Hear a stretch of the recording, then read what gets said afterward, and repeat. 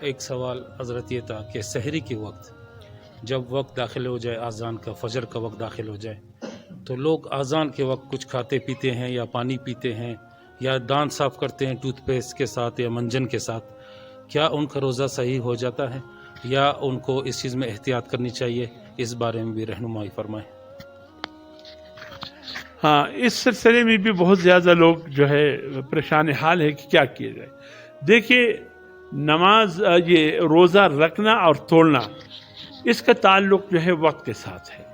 اذان تو ایک اعلان ہے، بتایا جاتا ہے کہ بھئی وقت ہو گیا ہے، روزہ کھول دو، وقت ہو گیا ہے، روزہ بند کر دو. باقی یہ کہ وقت اگر داخل ہو تو صبح صادق کا تو روزہ بند کیا جائے، اور اگر وقت مغرب کے داخل ہو تو روزہ توڑ دیا جائے. تو اس لیے خصوصاً یہ مسئلہ سحری میں پیش آتا ہے کہ اکثر لوگ اذان کے وقت پانی کے ایک گھونٹ لے لیتے ہیں یا کھانے کا آخر لقمہ یا فروٹ یا اس وقت ٹوتھ پیسٹ کرتے ہیں. ان سے میری درخواست ہے احتیاطاً کوشش یہ کرے، چونکہ اکثر اذان صبح صادق ہونے کے بعد جیسی صبح صادق کو اذان شروع ہو جاتی ہے، اس لیے کہیں روزہ صبح صادق میں داخل نہ ہو.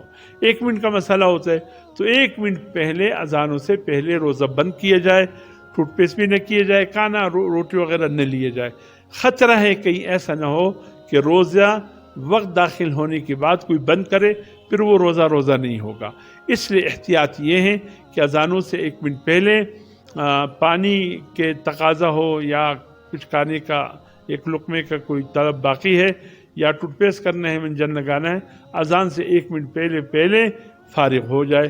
انشاءاللہ ایک تو شک میں مبتلا نہ ہوگا، دوسرا امید ہے کہ اس کا روزہ کامل روزہ بن جائے گا. اللہ عمل کی توفیق.